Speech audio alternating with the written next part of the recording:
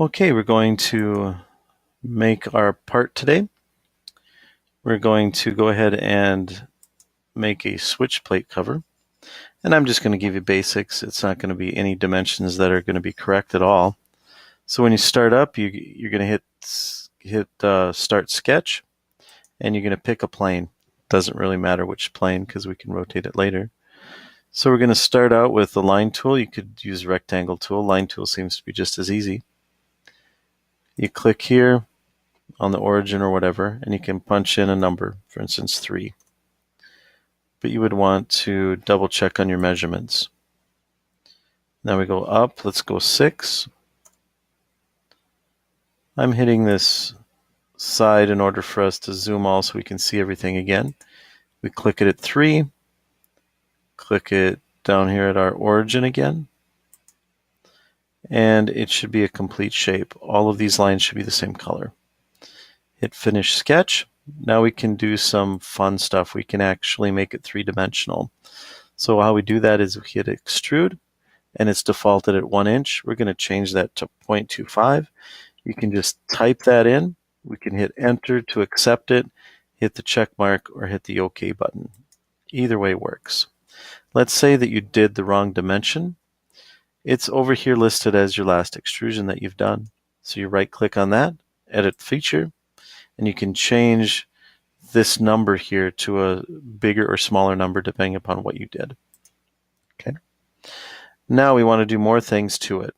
So every time we want to do something to it, we have to make a separate sketch. So we're going to right-click. We're going to right-click on this, and it gives you some options. We want New Sketch.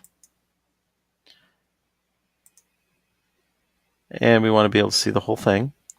And we're going to put a hole in here. It's a light switch, so we need a little hole in there. So we pick a rectangle. And if you want to use these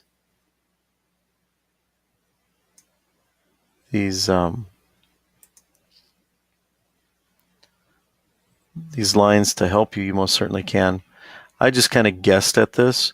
You can dimension it any way you want. So if it's 0.98 whatever, you can change that to 1 inch, for example. If our dimension is 1 inch, you can type 1 inch there and it will change it.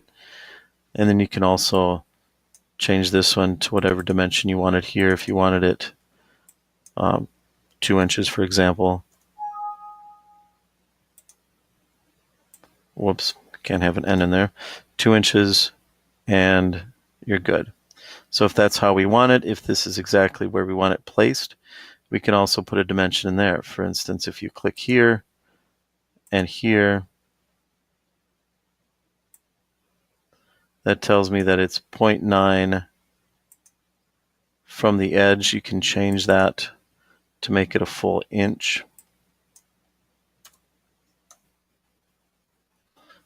Whatever dimension you need.